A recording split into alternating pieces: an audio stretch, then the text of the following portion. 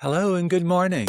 I'm Rashid, your host of my new podcast coming to you from Houston, Texas. I'm sure you've all seen that Jimmy Kimmel had his show come back last night. I stayed up late and watched the beginning monologue. He really seemed overtaken by emotion, and at some points his voice was cracking like he was about to cry. He apologized to any of the people who might have been offended by what he had said about the Republicans, hoping that the shooter would be a left-wing Antifa nutcase, which hasn't really turned out to be the case. As many people have pointed out online, Jimmy Fallon must be a multimillionaire from all the money he's made from his show on ABC. So some people were not really sympathetic to his woes. And other people were saying that this was a portent of how, terrestrial network television is about to become irrelevant, really, in many people's lives.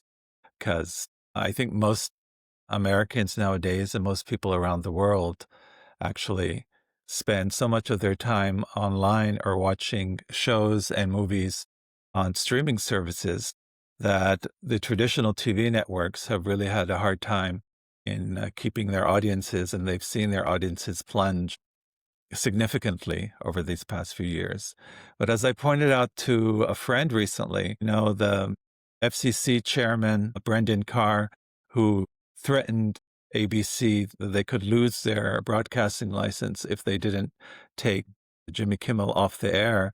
I said that reminded me, of third world countries like the Philippines, where when Rodrigo Duterte was a president a few years ago, he managed to get their local version of the FCC not to renew the broadcast license of the ABS-CBN TV and radio network because he thought the network was completely against him. So thank goodness this hasn't happened yet in the US, but with Trump in power and all of his anti-leftist sentiment and him, poo-pooing everything, concerning freedom of expression. It seems that the Republicans and the Trumpistas only want freedom of expression when it's them speaking, not when it's the left or what they consider the lunatic left.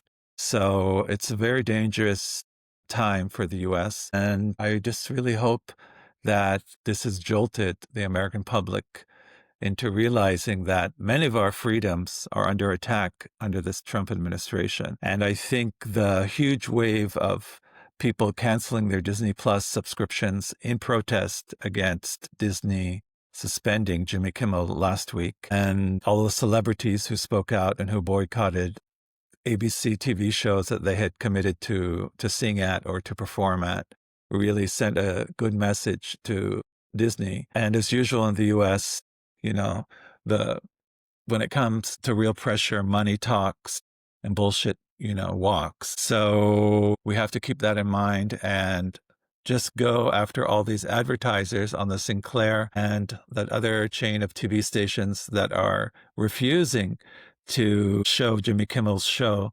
preempting it with some other programming, which I think is ridiculous just because they don't agree with his views. So I hope somebody sues these TV channel owners so that they can stop doing this and allow Americans to decide whether they watch or not. Nobody's holding a gun to your head saying you have to watch Jimmy Kimmel every night and you have to like it. Far from it. In any case, I think late night TV shows like Jimmy Kimmel's and Stephen Colbert is on only till next year because CBS has already canceled him, saying they won't renew his show after it ends in January or February of next year.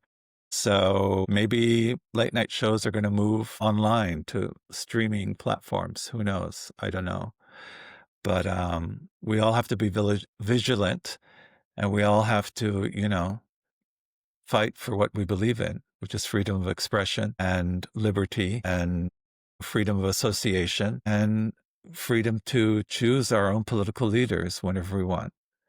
So I hope you've enjoyed this short podcast. It's my first one that I've ever done. Tune in next time. and I hope to see you again. Bye bye.